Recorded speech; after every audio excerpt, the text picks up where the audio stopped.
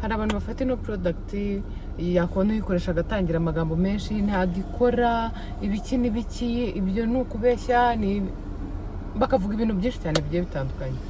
Ikintu kimwe nshaka kubwira abantu, umuntu wese uri ku rugamba rwo kugabanya ibiro,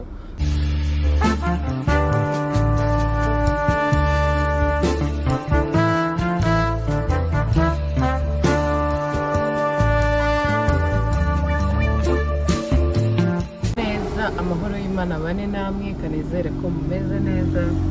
Ngewe meze neza ndashima Imana. Uyu munsi nambaye rinete zisa n'imyenda, wallahi najyanishije, ndi kubona mfite injyana muri ngewe.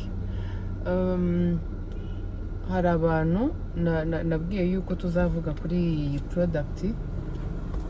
product yo muri Sunroot.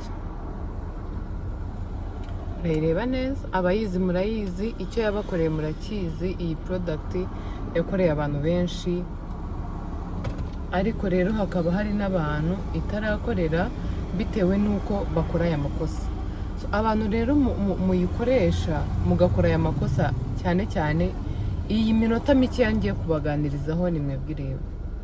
Hari abantu bafata ino product yakona uyikoresha agatangira amagambo menshi ntagikora, ibiki n'ibiki, ibyo ni ukubeshya, bakavuga ibintu byinshi cyane bigiye bitandukanye. Ikintu kimwe nshaka kubwira abantu, umuntu wese uri ku rugamba rwo kugabanya ibiro, menya yuko uburyo utakazamo ibiro sibwo ketchup atakazamo ibiro, sibwo undi muntu runaka uwo ari we wese, kabone n'ubwo mwamuvukana. Ngewe uburyo nakazamo ibiro sibwo Latifa agabanyamo ibiro, kandi turavukana. Ibintu byinshi abantu bavukana murabizi baba babihuje, ariko buriya ibinure by'abantu biba bitandukanye. Hari igihe umuntu aba afite ibinure bikomeye, hari igihe umuntu aba afite ibinure byoroshye. Murabizi hari umuntu ugira stress akabyibuha kandi afite ibibazo birenze kwa kundi bajya bavuga ngo ibya nyina wabizura. Rero umuntu wakoresheje iriya product akaba ari mu bantu bavuga ngo ntagikora, ngo ntiyamukoreye, ngo ni ibiki, egera hino njye nawe tugirane ikiganiro, dutizanya akanya gatoya, ntabwo ndi bubarambire. Iyi product nimba warayikoresheje ukayifata ukayinywa, warangiza wamara kuyinywa mu gitondo, nimugoroba ukarenzaho inzoga, haramu kuri uyu muti ntabwo bibaho. Ahubwo sinzi ukuntu abantu bameze. Nimba ushobora urugero gufata imiti runaka y'uburwayi runaka kwa muganga baguhaye, bakakubwira ati nunywa amata cyangwa se nunywa inzoga mu gihe urimo urakoresha iyi miti, ariko ngewe ketchup wakoresheje iyi product ikankorera, nakubwira ngo nimba uri kuyikoresha nufata inzoga ukumva ngo ni scam, ngo reka ngo bifatanye, nta kintu bitwaye. Ikintu cya mbere, ntabwo biba biri bugukorere, kubera ko ntabwo ino product wayikoresha uri no kunywa inzoga ngo bizakunde. Ntabwo bikunda pe, nta kintu yakumarira. Nimba urimo kuyikoresha igomwe igihe runaka, uba uretse inzoga, mw'abantu mwese ndi kureba, uba uretse inzoga, ubanze uyikoreshe birangire. Numara kuyikoresha ugende wipime, urebe ko hari resulta uri bubone. Icyo nzi cyo ugomba kuyibona. Ntabwo wafata aya macupa abiri wayafashe neza ku murongo uko ukwiriye kuyafata. Ufashe uyu munsi mu gitondo, ejo urabiretse, ejo urongeye, uri kubivangavanga, umubiri wawe tayari urawucanga, ntabwo byavamo. Nimba rero uri mu bantu bashaka gukoresha ino product, iyi ngiyi igabanya umubiri wose. Murabizi muri Sunroot bafite n'igabanya mu nda, ariko iyi ngiyi igabanya umubiri wose. Ngiye ndi kuvuga ko igabanya umubiri wose, ko ndabizi ko abantu ikintu kijyanye n'umubyibuho kibamereye nabi bamwe na bamwe. Ngewe alhamdulillah ubu ngubu nta kibazo cy'umubyibuho mfite. Umubiri wanjye yacima n'Imana ko nkuzi, ndawuzi pe. Mbishaka aka kanya nabyibuha, ejo nanjye nari nkabije. Nyuma y'iminsi nk'icumi cyangwa icyumweru tugahura ubona nananutse. Buriya habaho amarushanwa y'abantu binanura uko babyumva, bakabyibuha uko babishaka. Nayajyamo, nayatsinda, naza mu ba mbere pe, kuko umubiri wanjye ndawuzi, nzi ukuntu ngomba kuwukoresha. Nta kintu cyiza rero nk'iyo umaze kuyimenya. Fata iyi product nimba ushaka kugabanya ibiro, iyi ngiyi igabanya hose. Ugende uhagarike inzoga, nubishobora akandi kantu k'inama nagushyiriramo k'akaringushyo, ugende isukari uyisimbuze ubuki. Nurangiza ugabanye ikintu cyitwa ibintu birimo amavuta menshi ku bushake, ariko ntabwo mvuze ngo iyi product ngikora ari uko ngo ibyo bintu wabikoze, oya, ubwo ni inama yiyongereyeho wenda kuri ba bantu ngo baba bashaka ngo resulta zirukanka. Fata iyi product yo muri Sun Beauty, nurangiza isukari uyisimbuza ubuki, noneho nubishobora ugabanya amavuta, ubundi wirire. Ubundi mu by'ukuri ndabizi ko iyi product izagufasha.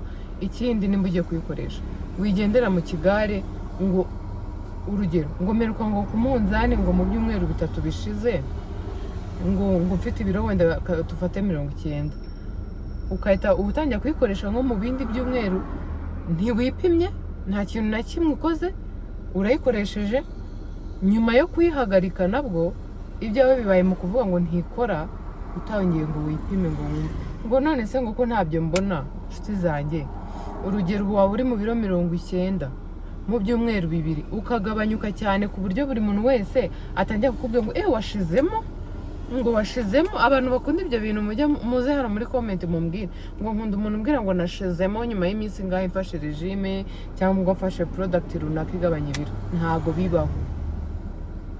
Nimba ushaka kunanuka, gira discipline, kuko ni nayo ya mbere. Ufata iyi product mu gitondo wenda na nimugoroba, nimba uyifashe mu gitondo na nimugoroba uyu munsi, n'ejo bibuko nguko. Nimba wahagaritse isukari ukayisimbuza ubuki, fata ukwezi ubikore, nurangiza nujya kubikora ubanza wipime, nunasoza uko kwezi wongere wipime. Warabikoze ubona nta n'ikiro cyavuyeho. Ikindi kintu, hari igihe umubiri wawe uba uri kwakira ya product, uri kugenda uyakira, noneho wowe kubera kutamenya kwihangana, kuko kwihangana kwawe ari gukeya, ukabura yihagaritse, ukayihagarika muri cya gihe umubiri wawe wari ugiye gutangira gutakaza ibiro. Ntabwo ndi kubabeshya, iyi product irakora. Ikindi, product iba ikozwe mu bimera aba ari nziza cyane kuruta hari abantu njya mbona ngo munywa ngo ibinini bigabanya ibiro. Niko ibyo binini ngewe nimba ari ikintu cya mbere ninya, ni ikintu cyitwa ikinini, bibe na paracetamol. Kuyinywa rwose mu buzima bwanjye njya kuyinywa numva byakabije. Ndi mu bantu batajya bapfa gufata imiti, ukatuvuga ngo imiti ya kizungu ndayitinya, mba numva mfite ubwoba bwo gufata uko mbonye. Ndabanza nkagerageza, nkabwira umubiri wanjye ni wabikora, wagira kime, nkiganiriza. Niba ari umutwe nkabaza nkanywa amazi cyangwa nkambara rinete. Nk'ubu ngubu nzambaye kubera ko numvaga mfitemo akantu k'umutwe mu ruhande, mu musaya umwe, kandi ndabizi neza ko njya nkurwara nk'uwo nguwo kubera ko wenda mba naheruka kwambara amarinete. Ikindi nk'ubu dusibye, ntabwo mba ndi kunywa amazi buri kanya nk'uko mba nsanzwe mbikora. Rero hari ukuntu umuntu aba yigize. Nshuti yanjye, iyi product ni nziza, yifata uyigerageze. Nimba utarayikoreshaho na rimwe uzanshimira, ngewe ndabizi ko uzanshimira. Abantu rero muri mu rugamba rwo kugabanya ibiro, ni ukuri Nyagasani abafashe, abaho umutima wo kutarambirwa. Ndabizi bijya bigorana, abaho umutima wo kutarambirwa, wo kudacika intege, wo kutumva ko bitari bugukorere, wo kumva ko ugomba gukomeza kuba munini kandi wenda bikubangamiye. Ikindi murabizi, umubyibuho ukabije ukurura uburwayi. Ndabona nabaye mama papo napapuje. Umubyibuho ukabije ukurura uburwayi, ibintu nk'ibyo. Imana kamvanga amasaka n'amasaka nshimire mukuru wanjye wamaye gift nziza, gift ya Latifa, yamaye gift nziza byatari. Nyivuga kuri Latifa, abantu mushaka rabero nziza zishobora gutuma iminwa imera neza, mumwandikire. Iyi rabero ni nziza pe, ni nziza sana, ni nziza.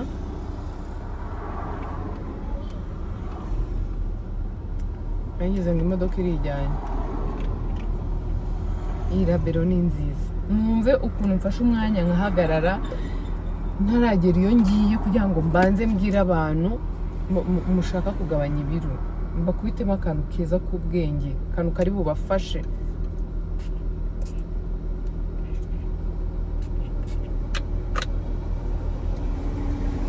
Iyi ni body spray ndi kwisiga, ihumura neza. So kanizere ko rero mugiye kugerageza muri benshi nibura.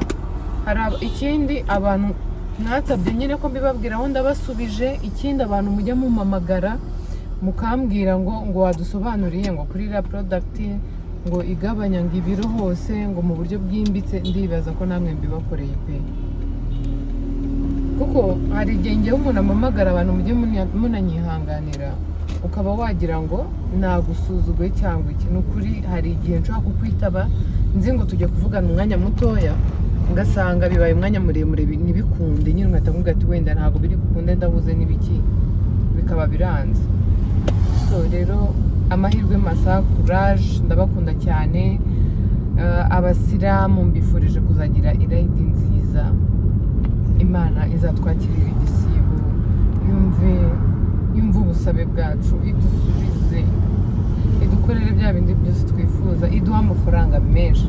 Abantu bo kuri channel yanjye mwese Imana ibahe amafaranga menshi cyane, kuko amafaranga atanga amahoro. Abantu bavuga ngo amafaranga ngo nagatanga amahoro, ngo amafaranga ni iki nuko ntayo uba ufite ngo umenye mu gihe wayabonye uburyo wagira amahoro. So mbifurije rero kugira amafaranga, ndabakunda cyane, bye. Ikindi nari nibagiwe, ushakira product maze kubereka iyi product nta handi hantu nujya kuyigura ahandi hantu, ubwo ntabyo nzi ukuntu bizaba bimeze. Ahantu nzi bayigurisha hamwe kandi hizewe ni muri Sunroad. Hamagara 0720303610, aho niho hantu wayigura hizewe, batashyizemo ibindi bintu, batagutuburiye, ubundi mwinanukire mumere fresh.